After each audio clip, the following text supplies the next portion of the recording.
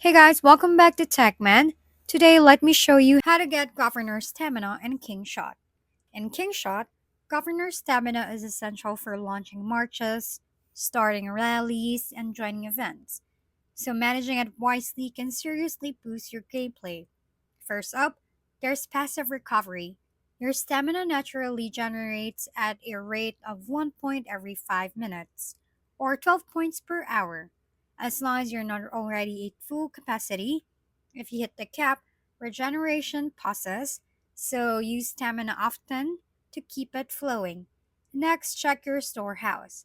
It grants 820 stamina twice a day. But here's the catch, it doesn't carry over.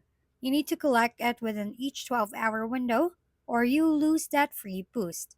Lastly, there's the VIP route. If you're willing to spend real currency, higher VIP level offers stamina bonuses and faster recovery rates. So whether you are grinding daily or investing in long game, keeping your stamina top up is key to staying ahead in Kingshot. If we've been helpful, kindly give us a thumbs up and don't forget to hit the subscribe and bell button for more contents. For any questions and suggestions, comment down below.